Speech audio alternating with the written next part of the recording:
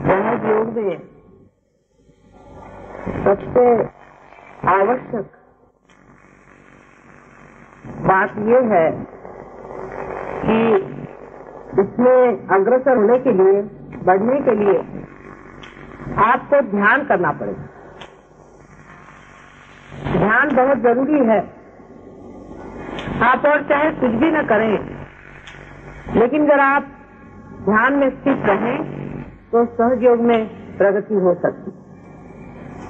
जैसे कि मैंने आपसे कहा था कि एक ये नया रास्ता है, नया आयाम है, डायमेंशन है, नई चीज है जिसमें आप कूद पड़े। आपके अचेतन मन में उस महान सागर में आप उतर गए हैं। बात तो सही है, लेकिन इसकी गहराई में अगर उतरना है तो आपको ध्यान करना पड़ेगा। मैं बहुत से लोगों से ऐसा भी सुनती हूँ कि माता जी ध्यान के लिए हमको टाइम नहीं मिलता है। आज का जो आधुनिक मानव है, मॉडर्न मैन है, उसके पास घड़ी रहती है हर समय टाइम बचाने के लिए, लेकिन वो ये नहीं जानता है कि वो टाइम किस चीज के लिए बचा रहा है। उसने घड़ी बनाई है, वो सहज योग के लिए बनाई है, ये वो जानता नहीं। एक साहब मुझसे कहने लगे कि मुझे लंदन जाना बहुत जरूरी है और इसी प्लेन से जाना, और किसी तरह से मेरा टिकट बुक होना ही चाहिए, और कुछ कर दीजिए आप, और वो एयर इंडिया वाले से कह दीजिए और कुछ कर दीजिए। मैंने कहा ऐसी कौन सी आफत है, आप लंदन क्यों जाना चाहते हैं? ऐसी कौन सी आफत है? क्या विशेष कार्य आप वहां करने वाले हैं? कौन सी चीज है? कल I must go there, I have to save time, time is very important. मैंने कहा आखिर बात क्या है? टाइम बचा के वहां भागे भागे आप क्यों जा रहे हैं? तो कहने लगे कि वहाँ एक स्पेशल डिनर है, वो मुझे अटेंड करना है, और उसके बाद वहाँ पे बॉल रूम। टाइम आप बचा किस लिए रहे हैं?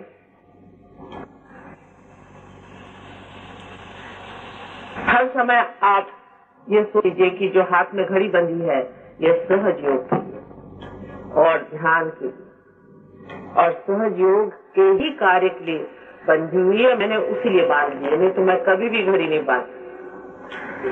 जिस आदमी का पूरा ही समय सहज योग में बीतता है, उसको जरूरी नहीं कि आप घर का काम न करें, वो जरूरी नहीं कि आप दफ्तर का काम न करें, सारा ही कार्य आप करें, पर ध्यान में करें। ध्यान उपस्थित होकर के कार्य हो सकता है, क्योंकि आपको ध्यान में उतार दिया।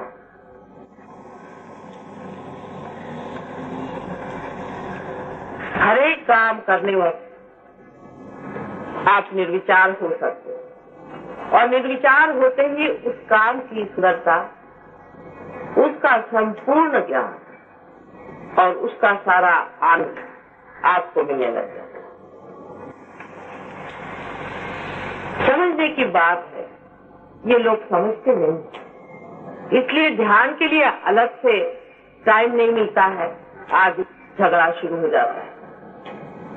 लेकिन जब इसका मजा आने लगता है तब आपको आश्चर्य होगा कि नींद बहुत कम हो जाती है और आप ध्यान में चले जाते हैं। निद्रा में भी आप सोचेंगे कि आप ध्यान में जा रहे हैं। कोई भी चीज छोड़ने की या कम करने की नहीं, लेकिन हमारी जो महत्वपूर्ण चीजें हैं, इसे हम महत्वपूर्ण समझते हैं, वो बिल्कुल ही महत्वपूर्ण नहीं रह जाती, और जिसको हम बिल्कुल ही विशेष समझते नहीं है, वो हमारे लिए बहुत कुछ हो जाता है।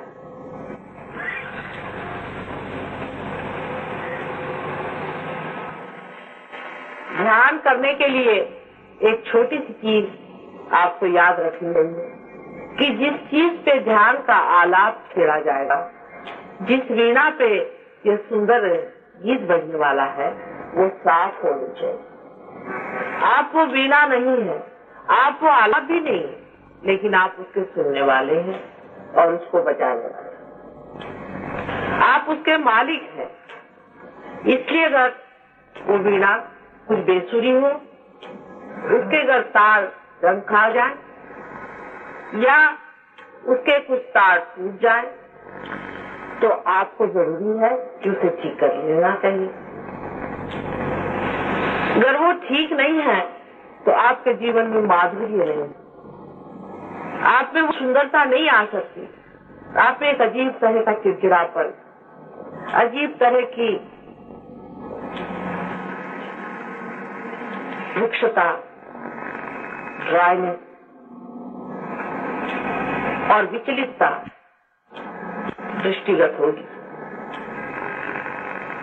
एक सहयोगी को एकदम निश्चित मति से ध्यान में बैठना देना बहुत बड़ी चीज हो जाती है मेरे लिए। और वही मैं देखती हूँ कि कुछ सहयोगी गहराई से अंदर चले जा रहे हैं और कुछ सहयोगी बहुत पीछे। ये नहीं मैं कहती कि सभी लोग उतनी दशा में पहुंच सकते हैं या नहीं, लेकिन जो कुछ भी बन पड़े वो इस जीवन में करना ही चाहिए। उपार्जन का जितना भी समय है वो इसी में बिताना चाहिए और जो कुछ भी मिल सके सब इसी में मिलना चाहिए, बाकी कुछ हो या नहीं हो। अधिकतर लोगों को मैं ये देखती हूँ इधर उधर की 50 बातें करेंगे, लेकिन ध्यान की बात, अपने मन शुद्धि की बात, अपने अंदर के आनंद को उभारने की बात कितने लोग आप लोगों ने करते। इसने ये कहा, उसने वो कहा, ऐसा हो गया, ऐसा नहीं करना चाहिए था, वैसा नहीं करना चाहिए। ये क्या सहयोगी को शोभनीय होगा? जब आपके पास निर्विचार की इतनी बड़ी संपत्ति है तो क्या उसको पूरी तरह से उगाड़ देना चाहिए या नहीं? ये तो आप जानते हैं कि क्षण क्षण आप उसे पा रहे और हर क्षण उसे आप खो भी रहे। ये हर एक क्षण कितना महत्वपूर्ण है, ये आप देखिए। कौन सी छोड़ने की बात, कौन सी पकड़ने की बात मैंने आपसे आज तक तो नहीं हुई, लेकिन आपका भ्रम है, आपका मन आपको भ्रम में डाले दे रहा है। तो क्या तुम घर गृहस्थी छोड़ दोगी? मैंने घर गृहस्थी छोड़ी, जो आपसे मैं घर गृहस्थी छोड़ने करती हूँ। आप जानते हैं कि आपसे कहीं अधिक मैं मेहनत करती हूँ, लेकिन मैं थकती नहीं हूँ क्योंकि मेरा आनंद का स्रोत आप लोग हैं। जब आपको दे देती हूँ बस खुश हो जाती, तबीयत सारी बाग बाग हो जाती। जिस चीज का महत्व है उधर दृष्टि रखिए। आपको पूरी तरह से इसमें मैं ये नहीं कहती कि 24 घंटे इसमें आप यहीं बैठे रहिए, जहाँ भी बैठे हैं वहाँ बैठ रहिए, ये मतलब है मेरा। जहाँ भी जमे हैं वहाँ जमे रहिए, अपने स्थान पर, अपने सिंहासन पर। कुछ लोग इसीलिए प्रगति करते हैं और कुछ लोग नहीं करते। शारीरिक बीमारियां आप लोगों की बहुतों की ठीक हो गई, बहुतों के पास बीमारियां नहीं है, लेकिन अभी भी मानसिक प्रश्न है। सब बातें भूल जाइए।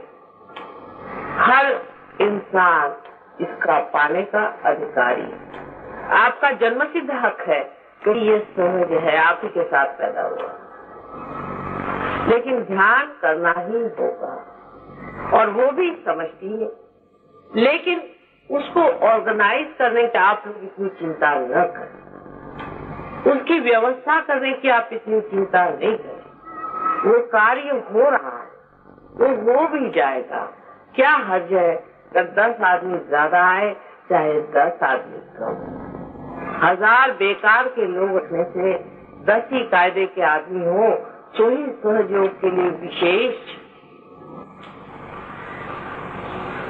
आप उनमें से बनिए जो 10 अच्छे आदमी हैं, जो ऐसे लोग हैं जो सहयोग का कार्य अत्यंत प्रेम से करते हैं और उसमें मजा उठा रहे हैं, उसमें बह रहे हैं, उसमें अग्रसर हैं और एक अग्रिम श्रेणी में जाकर के खड़े हैं। जैसे कि हिमालय संसार में सबसे ऊंचा है, उसकी ओर सबकी दृष्टि रहती है, ऐसे ही आप ही में आप हिमालय बन सकते हैं और आप देख सकते हैं कि दुनिया आपकी ओर आंख उठा करते हैं कि बनूं तो मैं इस आदमी जैसा बनूं जो सहयोग में इतना ऊंचा उठा। ये अंदर का उठना होता है, बाहर का नहीं। और मैं सबके बारे में जानती हूँ कौन कहाँ तक पहुँच रहा है। आप ही अपनी रुकावट है और कोई आपकी रुकावट नहीं कर सकता। कोई भी दुनिया का आदमी आप पे मंत्र तंत्र आदि कोई चीज नहीं करे। आप ही अपने साथ अगर खराबी न करें और पहचाने रहे कि कौन आदमी कैसी बातें करता है, आप खुद ही समझ लेंगे कि इस आदमी में कोई न कोई दुष्टता आ गई है, तभी वो ऐसी बातें कर रहा है। नहीं तो ऐसी बात ही न करता वो, जैसी गलत बात भी कर रहा है। इसके अंदर कोई न कोई खराबी है, उसको साथ देने की कोशिश करो। फिर चाहे वो आपका पति ही हो, चाहे आपकी वो पत्नी, उसे लड़ाई झगड़ा करने की, उलझने की कोई जरूरत नहीं। वो अपने आप ही ठीक हो जाए।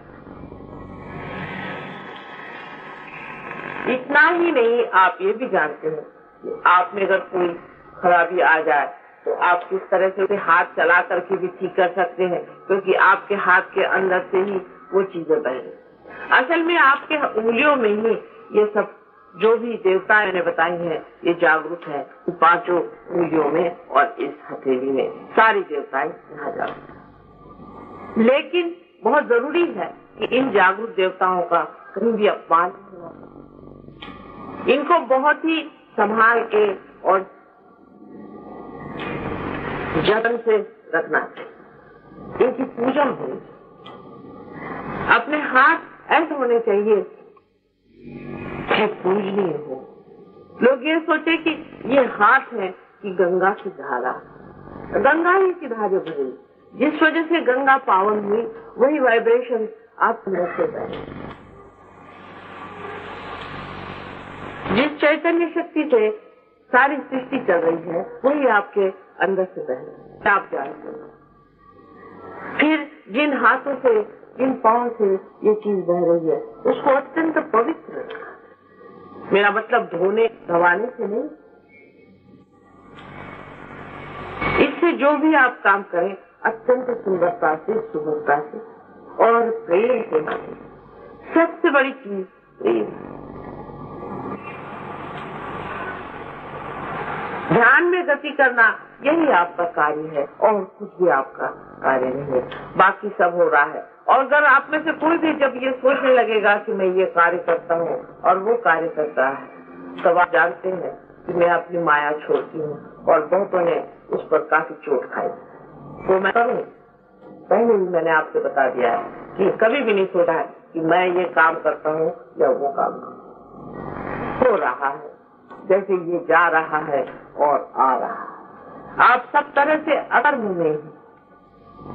जैसे कि सूर्य ये नहीं कहता कि मैं आपको प्रकाश तो दे रहा है, क्योंकि वो एक कांता में परमात्मा से इतनी प्रचंड शक्ति को अपने अंदर से बहा रहा है। ऐसे ही आपके अंदर से अति सूक्ष्म शक्तियाँ बह रही है, क्योंकि आप एक सूक्ष्म मशीन है। आप सूर्य जैसी मशीन नहीं है, आप एक विशेष मशीन है जो बहुत ही सूक्ष्म है, जिसके अंदर से बहने वाली ये सुंदर धाराएं आपके अंदर एक अजीब तरह की अनुभूति देंगी ही, लेकिन दूसरों के भी अंदर उनके छोटे छोटे सूक्ष्म सूक्ष्म जो बहुत पहलू हैं, जो छोटे छोटे यंत्र हैं, मशीनें हैं, उनको एकदम से प्रेम पूर्वक ठीक कर दें। ये जो शक्ति है ये प्रेम की शक्ति है। इसका वर्णन कैसे करूं मैं आपको।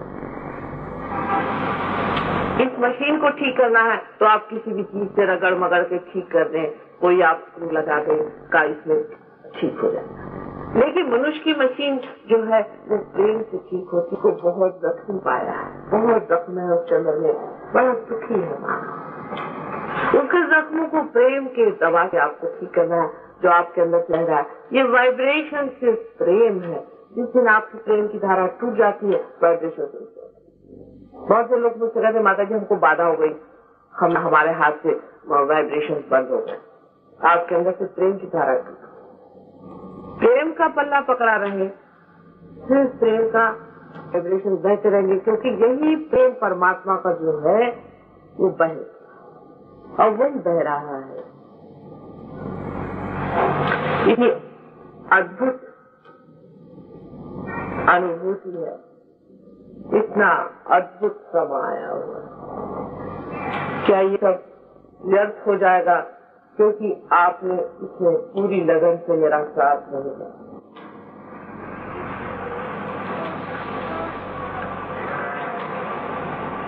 हर एक बात आप खुद भी जान सकते हैं और न जानने पर मैं भी आपसे हर एक बात बताने की हमेशा तैयार है,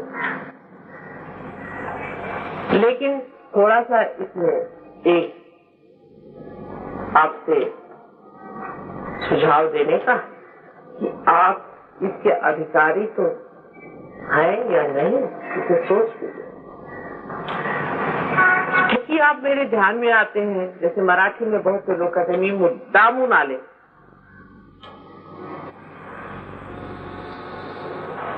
ये आप अधिकारी नहीं। आप अधिकारी इसलिए होते हैं कि आपके अंदर वो गहराई आ गई। जैसे घाघर है, जितनी गहरी होगी उतना पानी उसमें समा जाए। अब वो गहरी नहीं है तो उसमें पानी डालने से क्या फायदा, हो तो पानी निकली जाए। अपनी गहराई आप ध्यान से रहे, ध्यान पे स्थित होइए, ध्यान में जाइए। ध्यान में जो विचार आ रहे हैं उनकी ओर देखते साथ आप निर्विचार हो जाएंगे। निर्विचार होते ही उस अचेतन मन में, अचेतन सुप्त चेतन नहीं करें, अचेतन मन में अपनी चेतन के सहित आप जाएंगे। आपकी चेतना, आपकी कॉन्शियसनेस खत्म नहीं होती, वहाँ आप चेतना को जानेंगे। ये पहली मर्तबा इंसान के शरीर के अंदर हुआ है कि आप अपना भी शरीर जानते हैं और दूसरों का भी जानते हैं, और दूसरों के बारे में आप सामूहिक चेतना से जानते हैं कि इसके अंदर क्या हो रहा है। इसका महत्व अभी बहुत कम लोग जानते हैं, क्योंकि सब लोग मुझसे कहते हैं कि माता जी से अगर आप रुपया ले तो सब लोग समझेंगे, क्योंकि लोग पैसों का महत्व, पैसा एक भूत है। पैसा लेने से अगर आप इसका महत्व समझे तो बेहतर है कि आप नहीं समझे।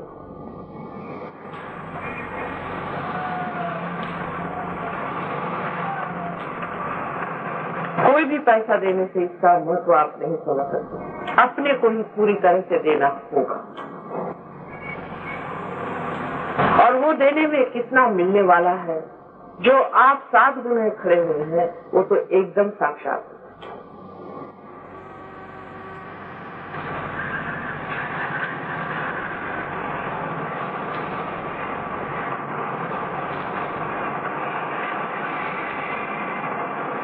ध्यान में समष्टि रूप में ही आपको आना होगा, ये जरूरी है। चाहे महीने में एक बार ही आए, लेकिन जहाँ 7 लोग बैठते हैं वहीं बैठ करके ध्यान करना चाहिए। चाहे आप एक अपना छोटा ग्रुप बना लें, जहाँ आप हफ्ते में एक बार मिल सके और एक बार बड़े, क्योंकि मैंने आपसे बताया था ये विराट का कार्य। जैसे शरीर का एक एक अंग प्रत्यंग जो है उसको जागना है। जितना जागरूक होता जाएगा वैसे वैसे भी चलते जाएगा। आप लोग जो घर में बहुत भी ध्यानते रहे, मेरे आने के बाद आप जानते हैं कि आप लोगों ने पाया कि कुछ प्रगति नहीं है, लेकिन यहाँ 6-7 आदमी जो रोज आते थे और ध्यान करते थे उन्होंने बहुत प्रगति की।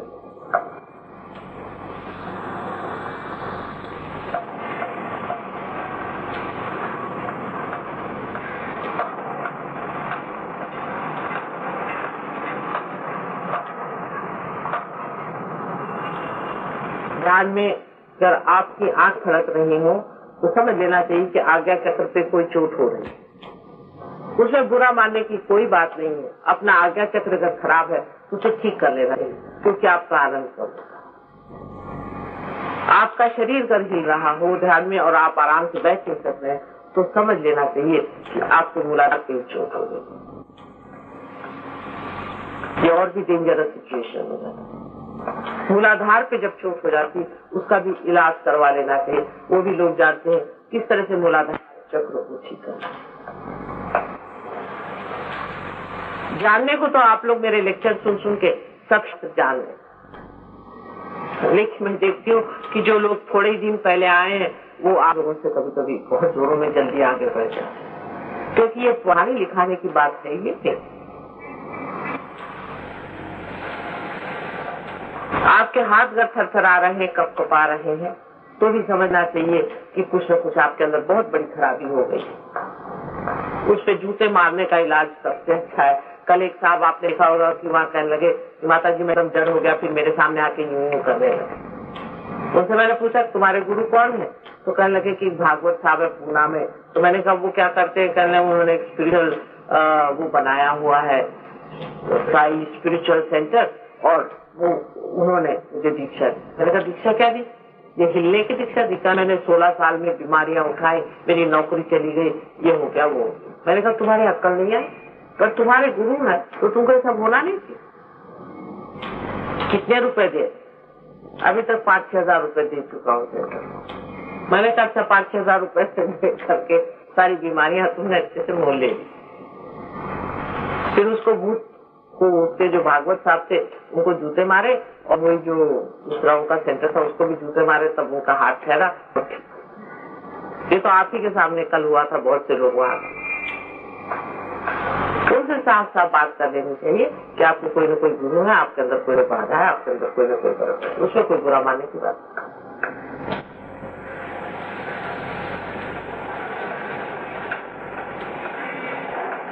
लेकिन मैं देखती हूँ कि एक को जरा सी भी बाधा पकड़ती है और दूसरा बाधे वाला बराबर उसके साथ में खड़ा होता है, लाइन से वहां खिंच जाते हैं साथ, और पता हो जाता है कि सारे बाधे वाले साथ बैठे। असल में ऐसा बैठना नहीं है, सबको अलग अलग बैठना चाहिए अधिकतर। जैसे कि कोई ग्रुप बना लेते हैं, बहुत गलत। जैसे कि थाने वाले आए तो थाने वाले साथ बैठ गए, फलाने आए, ऐसा आप अलग अलग, बहुत जरूरी सब इकट्ठे होकर मत बैठिए। दूसरी बात यह है कि जैसे कोई बुढ़े है, उम्र में ज्यादा है, बुजुर्ग है, बीच के है, कुछ छोटे हैं। छोटे बच्चों को तो ऐसी कोई विशेष बात है, लेकिन जो बीच के और ये लोग हैं ये अलग अलग है। जो बुढ़ा है वो जवान लोगों के साथ है, जो जवान है वो बुढ़ों के साथ है। 4-5 जवान इकट्ठे हो जाए तो भी आफत हो जाएगी, और 4-5 बुढ़ इकट्ठे हो जाए तो भी आफत हो जाएगी। आप देखिए होता जवानी और बुढ़ापे की जो समझ है, दोनों बातें वो भी आप सामूहिक चेतना में बात करें।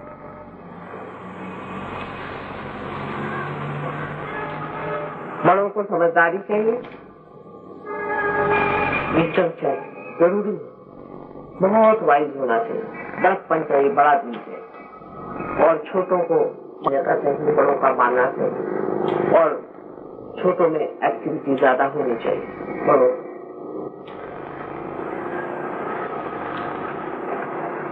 बड़े आदरणीय हो तो उनका आदर होगा, पर बड़ों को आदरणीय होना चाहिए और छोटों को बड़ा का आदर करना चाहिए।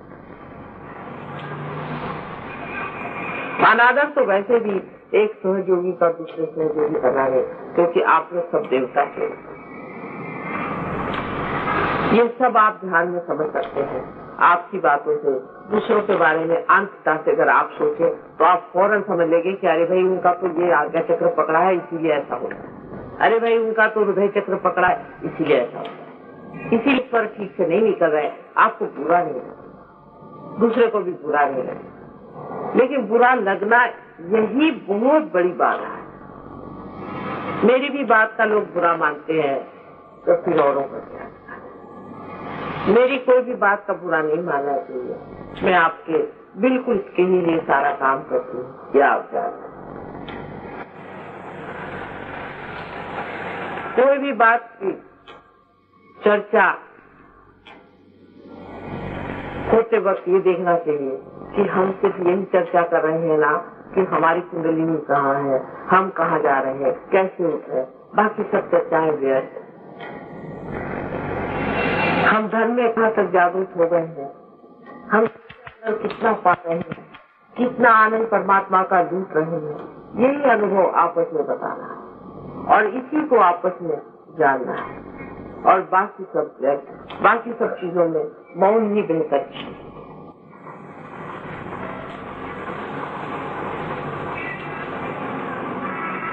जब इस तरह के सहयोगी हो जाएंगे तो बड़ा अंतर हो जाएगा, बहुत बड़ा। सहयोग का प्रतिबिंब आपसे फैलने वाला है, और जिस पे प्रतिबिंब पड़ता है वो कर एकदम साफ चीज, और उसकी प्रतिबिंबित होने की शक्ति का पूरी तरह से जागरूक है, तब कोई मुश्किल नहीं है। सहयोग और किसी चीज से नहीं, किसी भी आप बड़े बड़े ऑर्गेनाइजेशन कर दीजिए, आप बड़े बड़े मंत्र जागरण कर दीजिए और गाने हो जाए, म्यूजिक हो जाए, इससे नहीं। इन सब चीजों से कुछ भी नहीं होने वाला है। मैंने तो इतने कभी भी पार लोग देखे नहीं जिससे आज देख या हो भाग्य हमारा, कैसे मैं देखे। किसी भी युग में इतने पार लोग मेरे दृष्टि के सामने नहीं रहे, ये परम भाग्य की बात। लेकिन जैसा कि मैं कहती हूँ कि मॉडर्न टाइम्स है, यहाँ पूरे साधु को आप ही लोग पहले बहुत बड़े साधु थे और संसार में रमे हुए नहीं थे, जंगलों में रहते थे। आज आपने संसार ले लिया है और संसार में आप रमे हुए, लेकिन अपनी साधुता में उतरते ही क्या मजा आ जाएगा। इस गंगा जमुना में ही एक सरस्वती बहना शुरू होता है।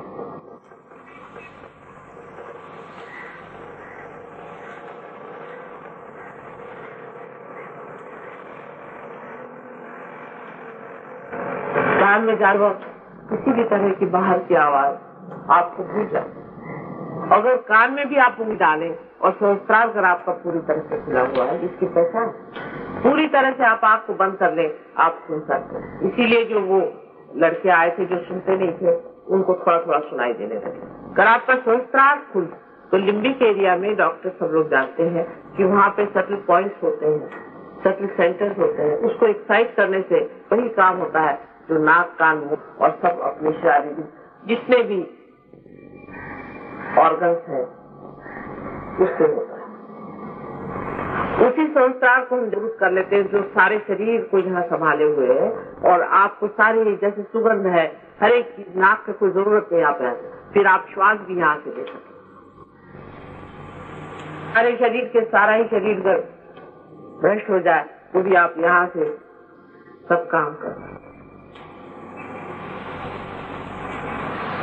लेकिन होता नहीं, शरीर तो आपका खिलते ही जा रहा है, शरीर तो सुंदर होते ही जा रहा है, बीमारियां तो भागी गई है, वो तो सब चीज ठीक रही। कोई थोड़ा बहुत हो भी जाते वो ठीक हो जाते।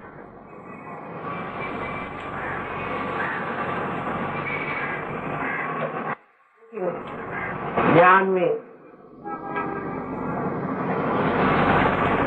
बढ़ने के लिए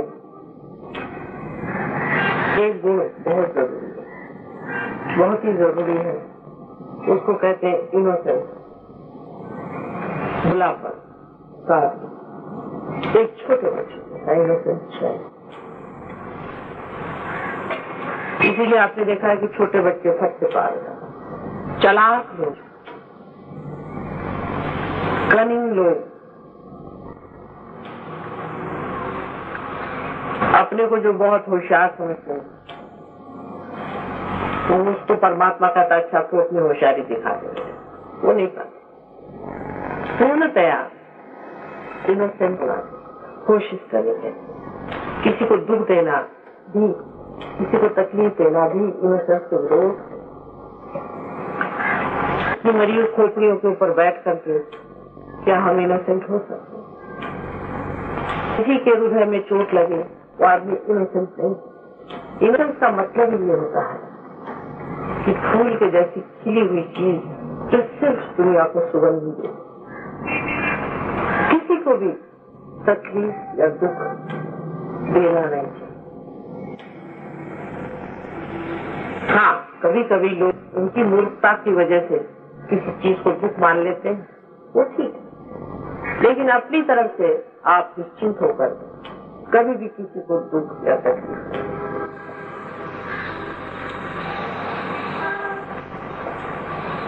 आपके पास तो इनोसेंस का स्विच है नहीं। मैंने देखा था कि देखें आप लोगों ने कोई स्विच बनाया है, अगर हो तो वैसे इनोसेंस का स्विच दबा लीजिए तो आप देखिए आपका आगे से एकदम साफ। पर इनोसेंस स्विच आप लोगों के पास है नहीं, दया का स्विच है नहीं, शांति का स्विच है नहीं, ये सब स्विचेस आपके अंदर अभी तक लगे नहीं है। पहले आप सब अपनी देवता जगा लीजिए अंदर में जो बैठे हुए हैं, फिर उसके बाद एक एक सारे सबके स्विच भी लग जाए। पर सबसे आसान इनोसेंस का स्विच लगाना है, क्योंकि हम लोग एक बार बहुत इनोसेंस थे जब हम लोग पैदा हुए थे और जब छोटे थे। छोटे बच्चों के साथ रहने से इनोसेंस आ जाता, उन साथ बातें करने से बहुत इनोसेंस आता, उनकी बातें याद करने से बहुत इनोसेंस आ जाता। जो लोग इनोसेंस हो जाते हैं वो परमात्मा के राज्य के अधिकारी हो जाते हैं। ध्यान में सिर्फ आप ये अपनी ओर विचार करें कि मेरा मन इस वक्त में कौन सी चालकी में लग रहा है, कभी बैठा महामुक्त का कार्य कर रहा है। इतना बस देखें कि आपने विचार निर्विचार यही इनोसेंस।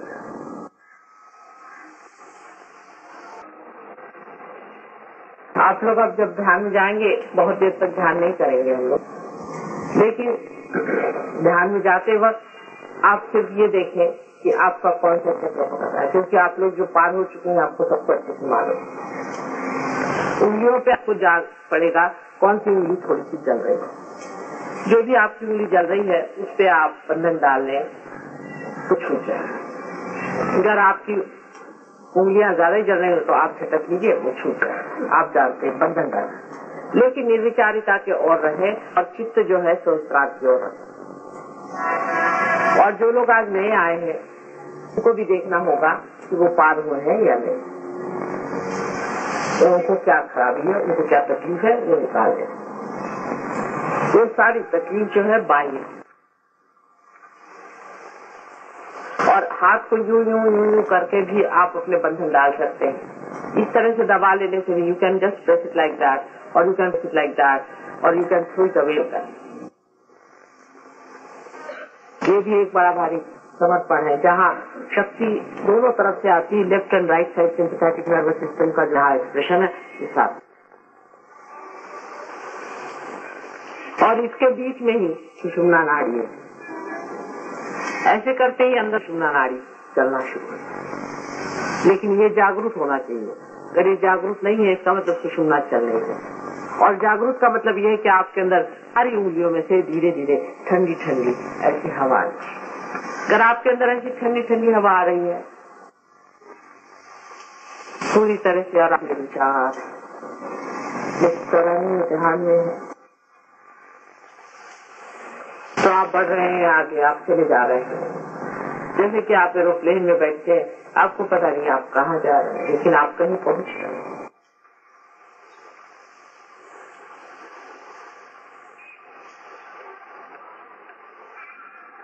जब तक हम यहाँ पर हैं, ये जरूरी है कि जो सहयोगी आप लोग हैं ज्यादा इसमें पार्ट लें और आ गए, और जाने के बाद भी अपना समझ की रूप खराब रहे। आपकी बेकार की बातें बोलने पर आप कुछ न कुछ दंड दे। जिसने भी कोई सहयोग के सिवाय अंदर की बात के सिवाय बाहर की बात जरा भी करी उसको दंड। बाहर की कोई भी बात नहीं, अंदर की बात नहीं। अपने अपने अकड़ों को साफ करिए, उसमें कोई शर्म की बात नहीं, कोई नहीं। जिसके जिसके चक्र पकड़े वो बाहर की बिल्कुल हिम्मत से सारी सफाई करके और निकाल। जिसके भी हाथ जल रहे हैं निकाल, हमारे ही हाथ जल रहे हैं, निकालिएगा नहीं तो क्या करिएगा, पैर भी नहीं सकते।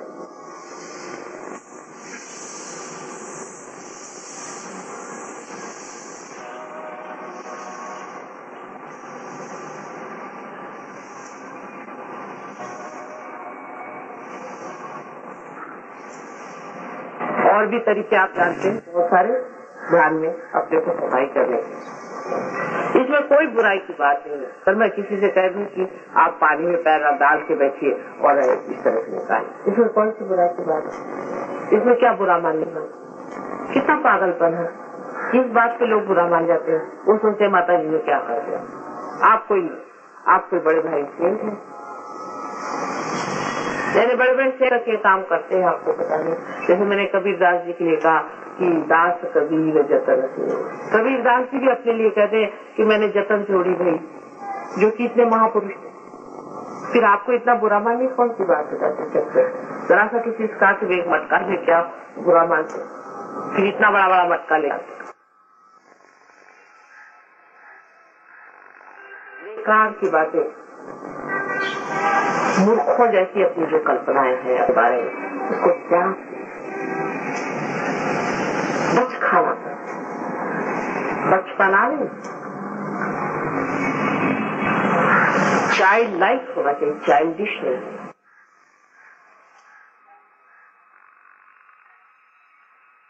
अब हम लोग ध्यान में जाए।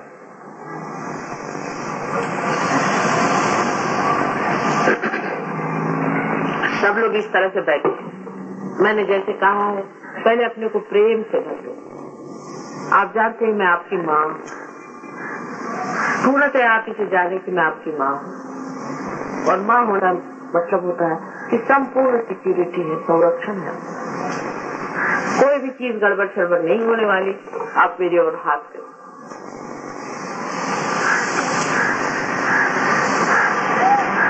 और धीरे से आंख बंद करके और अपने विचारों की ओर देखिए। आप निर्विचार हो जाए, आपको कुछ करने का है ये नहीं। आप जैसे निर्विचार हो जाएंगे वैसे ही आप अंदर जाएंगे। पहले अपने से इतना बता दो, प्यार से निश्चय हो, किसी को कोई सी भी चोट मैं नहीं पहुंचाऊंगा। और सबको प्रभु तुम क्षमा कर दो जिन्होंने मुझे चोट पहुंचाई है।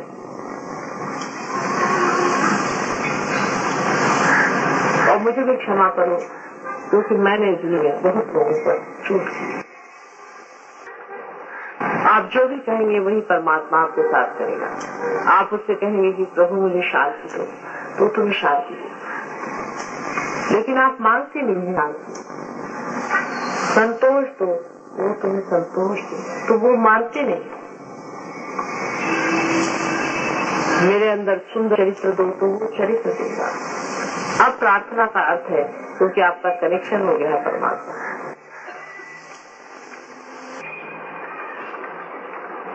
मेरे अंदर प्रेम दो, सारे संसार के लिए प्रेम दो।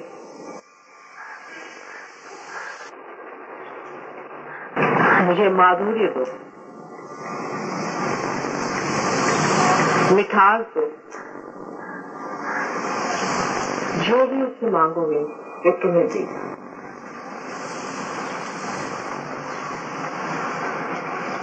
और कुछ नहीं मांगो, अपने लिए ही मांगो।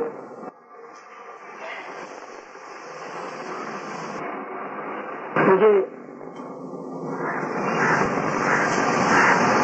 अपने चरणों में समा लो।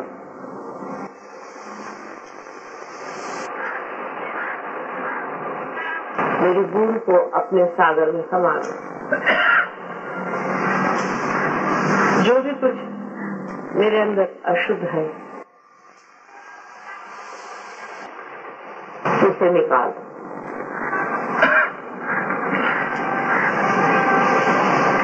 परमात्मा से जो भी प्रार्थना में कहोगे वही होगा।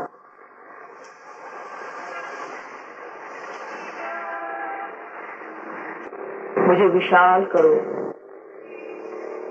मुझे समझदार करो, तुम्हारी समझ मुझे दो,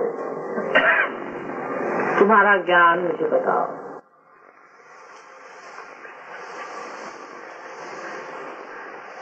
सारे संसार का कल्याण, सारे संसार का हित हो, सारे संसार में प्रेम का राज्य है। उसके लिए मेरा दीप जलने दो, उसमें ये शरीर मिटने दो, उसमें ये मन लगने दो, उसमें ये हृदय खपने दो।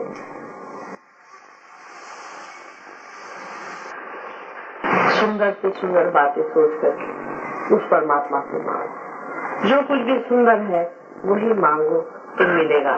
तुम असुंदर मांगते हो तो भी वो दे देता है, बेकार मांगते हो तो भी वो दे ही देता है। लेकिन जो असली है उसे मांगो तो क्या वो नहीं देगा? ये ऊपरी तरह से नहीं, अंदर से आंतरिक होकर के मांगो। You must pray to God and ask what you want. Ask for complete satisfaction in my heart, joy in my heart, bliss in my heart, so that the whole world becomes blissful. Give me love, love that I could love the whole world, and that the whole world becomes one in love. Give salvation to this.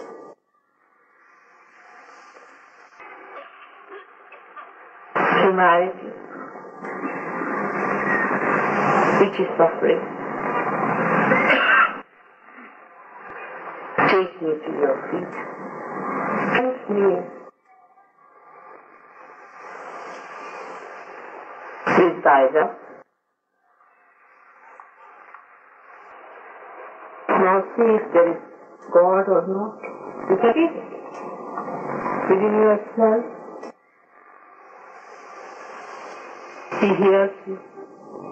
He understands you. He is the glory of all the glory.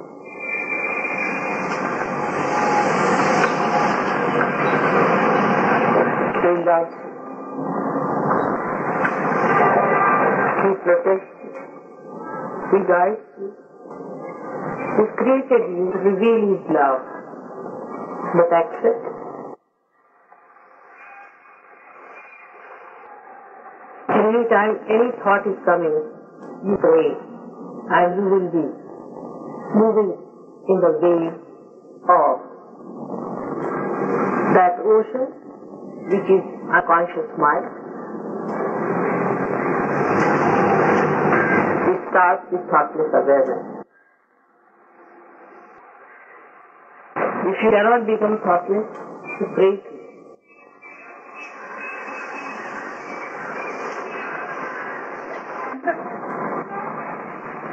Forgive me for what I have done, and forgive those who have done harm to me.